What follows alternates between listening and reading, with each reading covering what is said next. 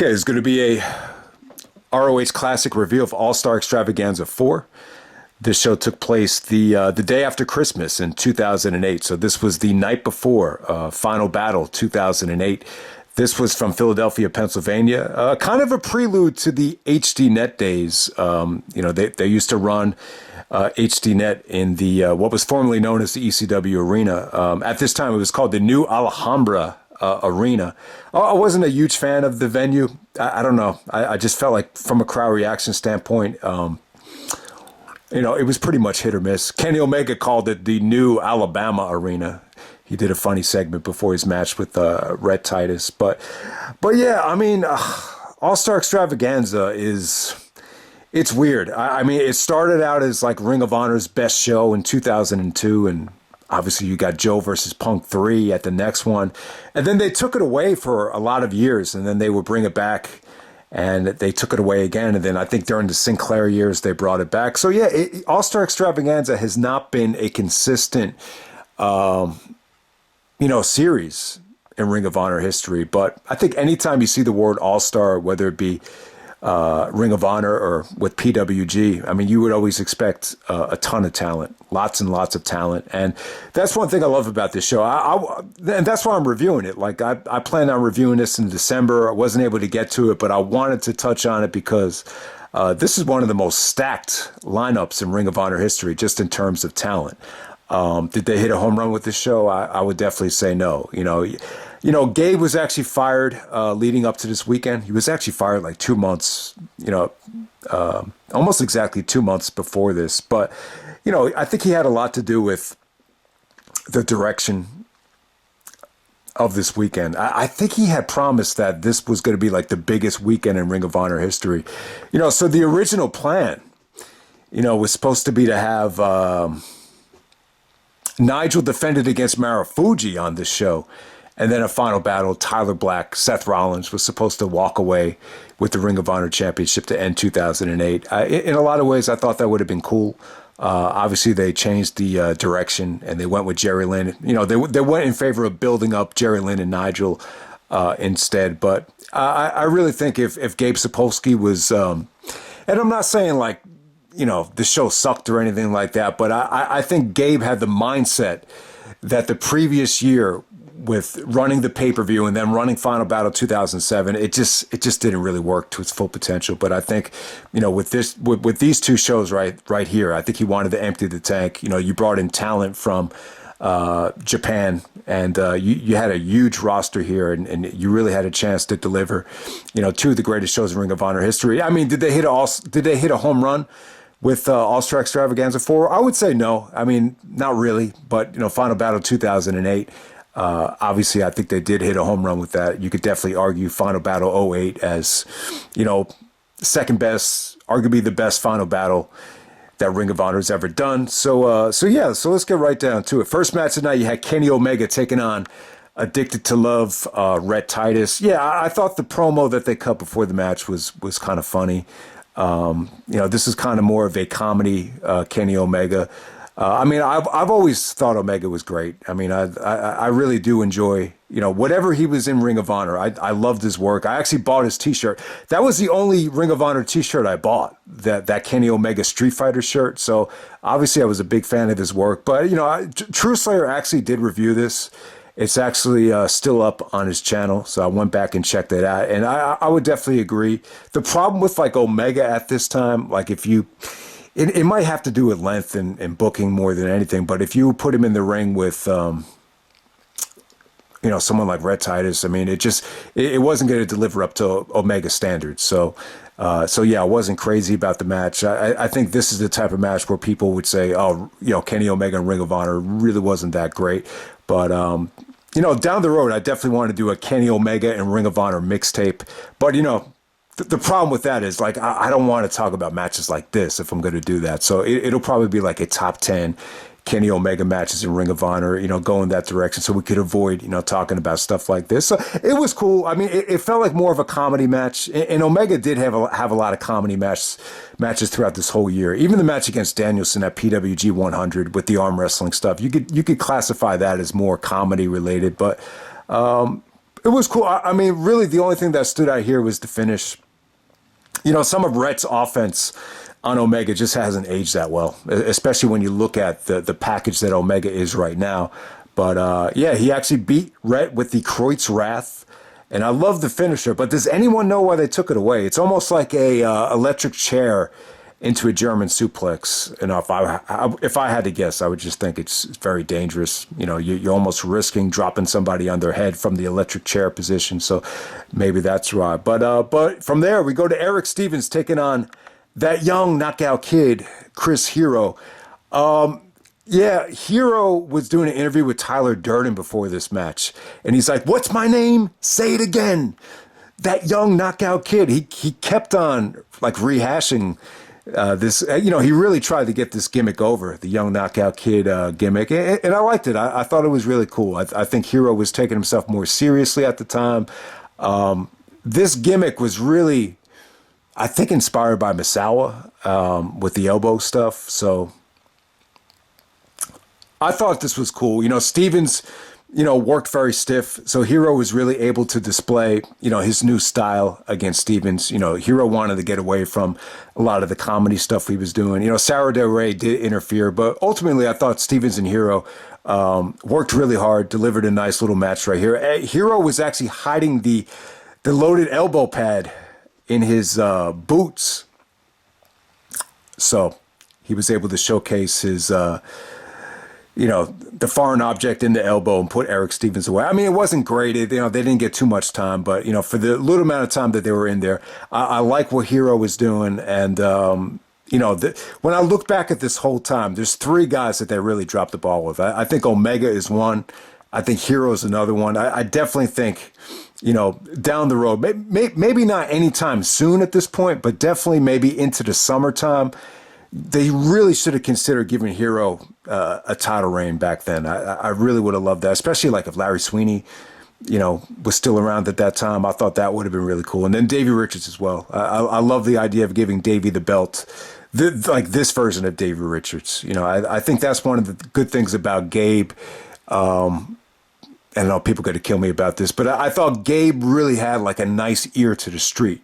Like what he did with Aries at Final Battle 2004, where, you know, it was shocking, kind of came out of nowhere, but he knew it. He knew Aries was hot, and he knew, like, when's the right time to really cash in on it, when we could really surprise everybody. And I think Ring of Honor could have done that, especially with Kenny Omega, man. Like, they really should have, you know, put the belt on Omega and really should have, you know, cashed in on Omega before, you know, the cat was out of the bag, because once people knew Omega was great, it's like, you know, it was just could be really expensive to afford him. Then he's with DDT, and then he's with New Japan. Then you're in a situation where, you know, he's only working for PWG sporadically, and it was just really, really tough, you know, to book him on the American Indies. You know, I think once you got into the new decade, I would definitely say that. So from there, we got Kensuke Sasaki. How do you pronounce Kensuke's last name? Is it Sasuke? Or Kensuke Saki? I always pronounce it Sasaki, but maybe that's wrong. True Slayer pronounced it Kensuke Sake. But, you know, he's teaming up with Katsuhiko Nakajima. Nakajima is only 20 at this time. And God, so if Nakajima was 20 then, that must make him 34. I can't believe this was 14 friggin' years ago. Unbelievable, man, how time flies. I actually reviewed this on my old YouTube channel. This was like one of the first, you know, webcam videos I did. But man, this show is just loaded, though. Loaded with talent. I wouldn't say it really hit the mark, but yeah, this was a solid match. So you got the Kensuke office guys teaming up to take on Roderick Strong and Brent Albright. Really, really good match. I really liked a lot here. Albright seemed a little bit out of place, but, you know, when he was going toe-to-toe with Kensuke, you saw really, really hard shoulder blocks. You know, there were no selling clotheslines, no selling shoulder blocks. I thought it was good. I thought it was intense. And you could see why Roderick and Nakajima, you know, faced off at Supercard of Honor later on that year. There was incredible chemistry between them. The backbreakers on Nakajima came off great. Nakajima just hit some really, really nice sweet kicks here. So yeah, Nakajima was just breathtaking. So yeah, Kensuke gets the victory over Brent Albright. But yeah, good teamwork between them, and great promotion for Kensuke office. If anyone remembers, you know, Kensuke office, they were the first one to really present the Nakajima Kenta matches. They had a really good match on February 11th in 2009, which led to the rematch in Noah. So yeah, really good branding there. I would imagine, and it's funny, like when you look at this talent, it's like how the fuck was Ring of Honor able to get this much talent on such a small little venue like the former ECW arena? I don't know, but I would imagine Kensuke really wanted to promote his new promotion. They had the green and yellow colors on their tights of Kensuke office, so that's probably why they were able to do it. I'm sure they got them, to wrestle relatively cheap so they could promote, the Kensuke office brand, if that makes any sense. So, yeah, good match there. Not great, and it didn't blow anybody away, but you could definitely see the potential in Nakajima. And yeah, we move on from there. Next up, we have Morishima taking on Go Shiozaki. So yeah, Shiozaki was, he was pretty much in the United States for most of 2008. Morishima went back to Japan, put on a lot of weight. You could definitely tell Morishima put on an excessive amount of weight. And, that's the problem with guys like Yokozuna and Morishima. When you're carrying that much weight, it's very noticeable, especially when you're watching something from one year to the next. So yeah, Morishima was a little bit tougher to move in 2008 than 2007, but it was still good stuff. I think Shiozaki was in his comfort zone here. He was finally able to work with someone that he could communicate with and that he was comfortable with. So yeah, Shiozaki was able to get Morishima off of his feet, several times. There were some really, really nice counters to, the backdrop driver. But ultimately, it's a weird situation because, you could argue eventually this became a Budokan Hall level main event in Noah. And in this show, it just felt like they were trying to just cram it in and rush it in without them really building up to anything. Plus, it's a little bit cold. There's really nothing that they could have done on the video wire from a promo standpoint to get people into it. So they're just telling the story in the ring. It was good, though, but, not overwhelming. Not overwhelming from a crowd reaction either, but, you get the point. You want to give Morishima a victory over a credible opponent before you get the final battle, and that, that's what it was. All right, next up we have the three-way elimination tag match. Who's the tag team champions here? All right, so yeah, the tag team championships are not on the line here. It's actually Steen and Generico are the tag team champions, so they're not in this match. So it's actually Nigel teaming up with Claudio, Nigel McGuinness and Claudio Castagnoli, going up against the Briscoes, and they're going up against the American Wolves. Man, Davey cut a promo here with Larry Sweeney, where he's actually, Eddie Edwards is holding the kickboxing bag, or the punching bag, whatever it was, and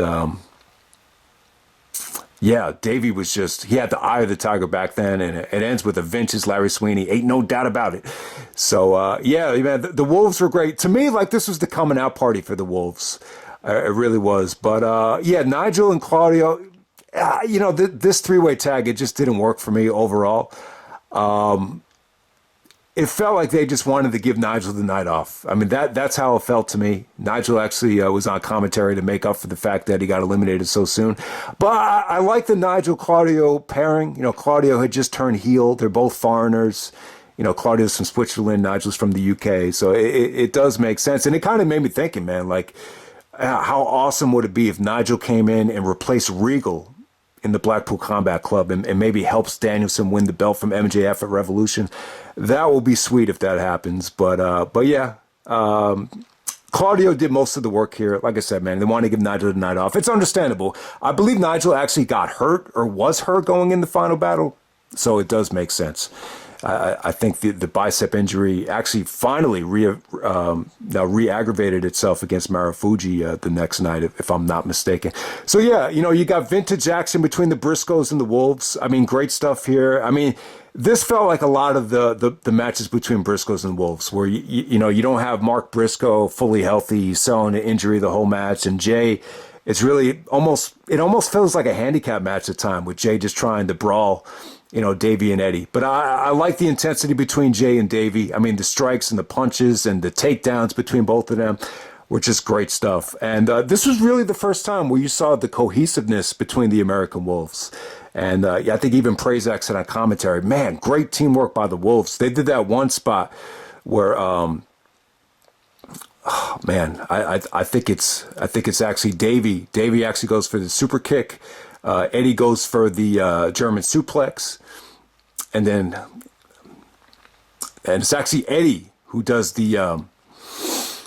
So it's like a super kick, German suplex, jackknife pin combination with Eddie actually doing the jackknife pin. That's how it went down. Beautiful stuff. And I remember when I first saw this match, I was like, man, the Wolves look like a team.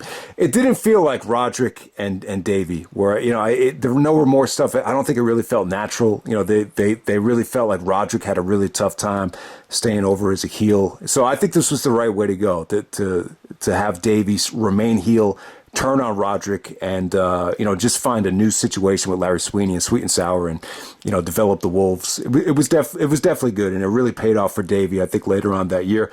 But ultimately Jay pretty much ends up winning this match by himself. You had Mark selling an injury on the outside, but Jay ultimately hits the Jay Driller to get the victory. Yeah, so the Briscoes are actually going to face the Kensuke office dudes at Final Battle. So you wanted to make Briscoes look strong. That was probably the fourth biggest match on that show, believe it or not. And then next up, we got Naomichi Marufuji taking on Austin Aries.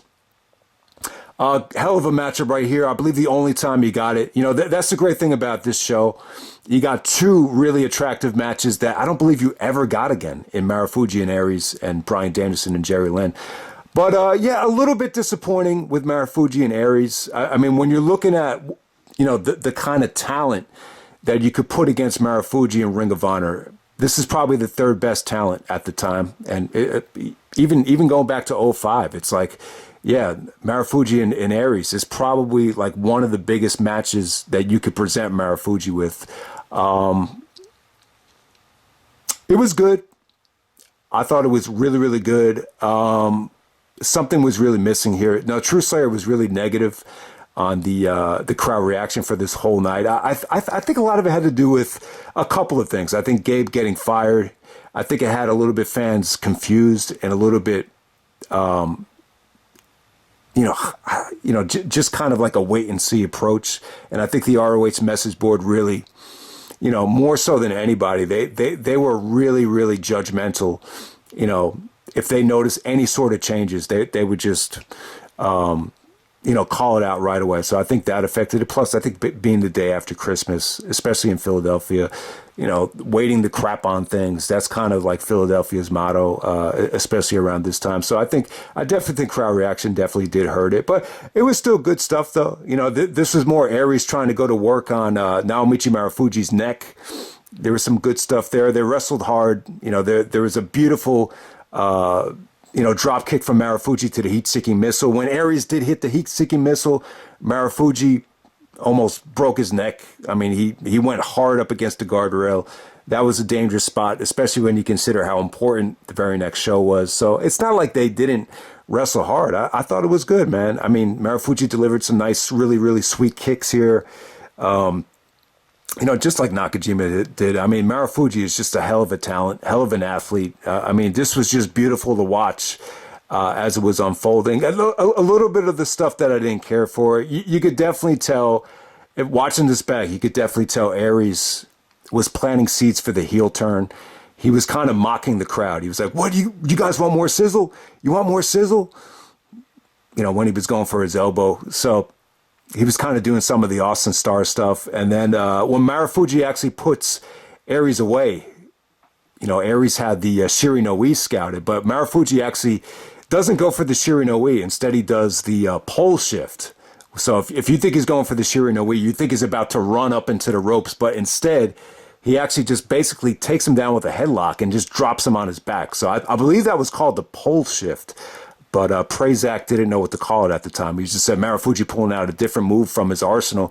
Yeah, I thought it was a good finish. I thought it was a good match. I thought it was solid stuff. You could definitely tell, both guys extremely athletic, extremely skilled. So after Aries gets pinned, he just starts smiling at the crowd. He just starts like laughing at the crowd. Really, really weird stuff. He did the exact same thing when he lost to Tyler Black a couple weeks earlier. I believe it was at Wrestling at the Gateway.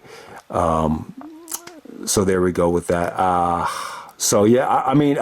think if Gabe had stayed with Ring of Honor. You know, they probably would have done Marufuji and Aries at Final Battle. I think there would have been a better way to showcase it and present it at Final Battle. Maybe have it go on before intermission, just like Aries and Go Shiozaki did, where I thought they hit a home run there. So yeah, this was definitely not as good as Aries versus Shiozaki.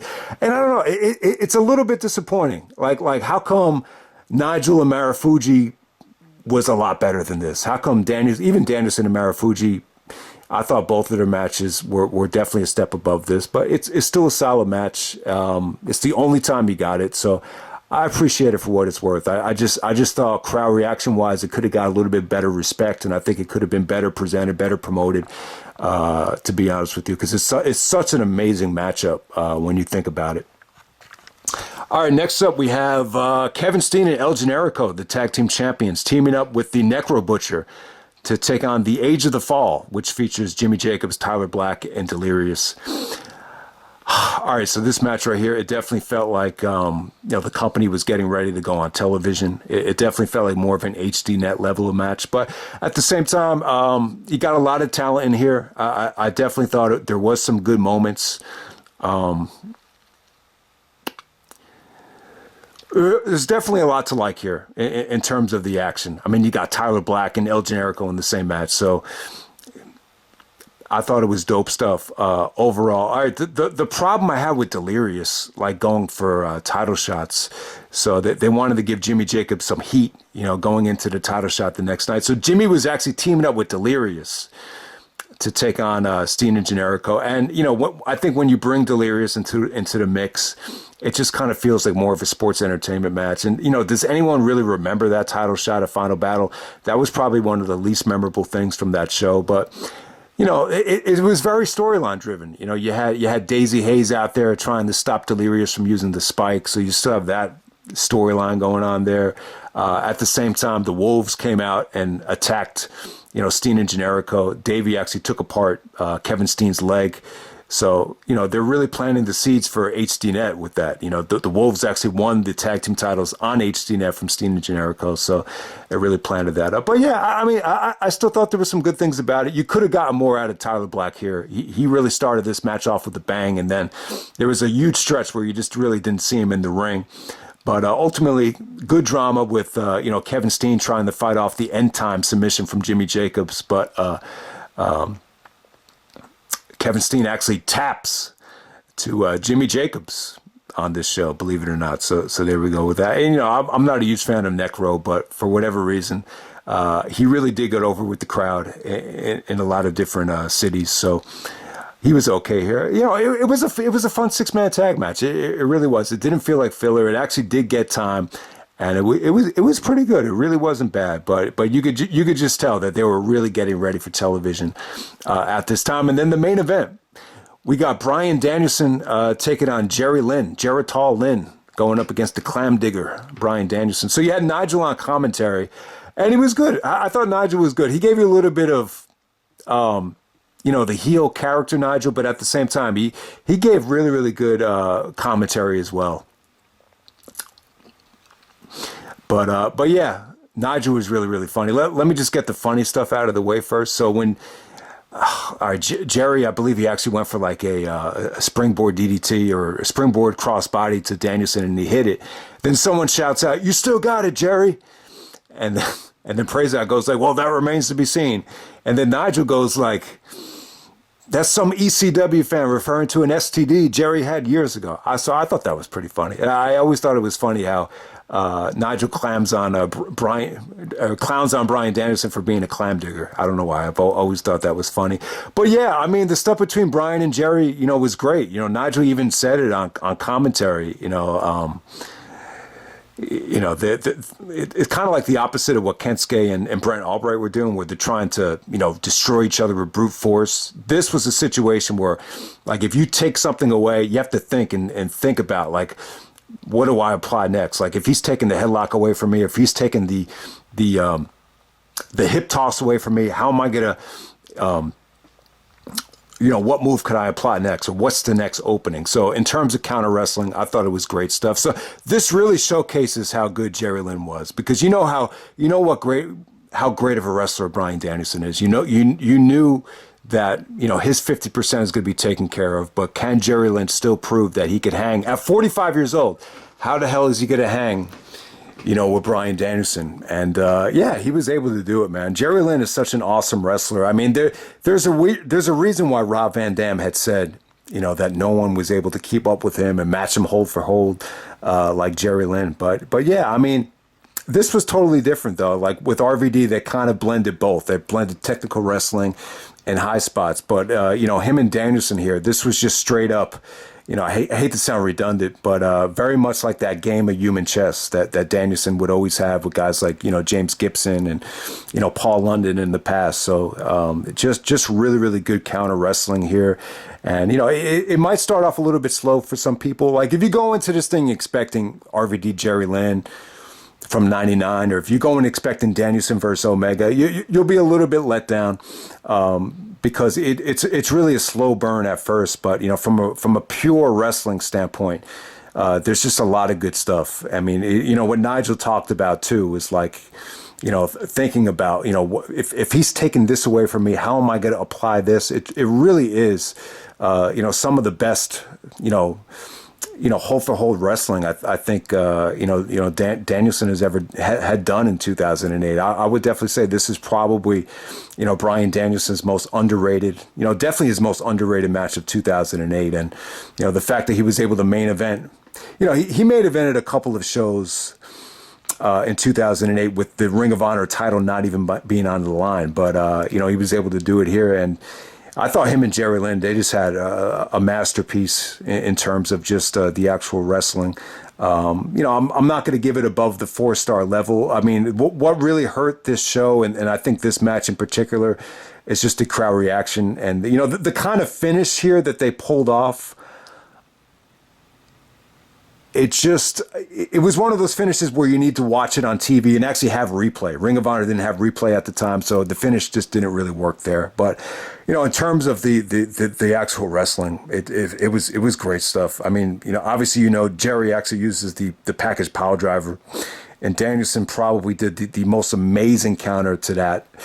He actually countered that into a triangle choke. I thought that was cool. But there was just a lot of, countering of the slingshot or countering of the Boston Crab. So just a lot of really, really good stuff between both guys. Too much stuff to go over. But yeah, this is really one of those matches where if you really want to learn, and like if you're teaching a wrestling class and you want to show them, an example of just good quality counter wrestling, I think this would really, really be a good choice. So yeah, definitely not for everybody though. If you're not a big fan of some of the slower Bryan Danielson matches, you might find this a little bit harder to appreciate. And the finish is a little bit weird too. I mean, it was going great. It felt like they were working. It felt like they picked up the pace, and it felt like they were really working to something special. There was a couple of small packages. I think there was a couple of reversals. And then at the very last second, it felt like there was a double pin, but then Danielson actually got his shoulder up, but the camera angle didn't really capture it. So the finish came off flat. And then if you were in the crowd too, if you weren't sitting at a certain angle, you probably didn't see that as well. So Danielson goes over, they shake hands.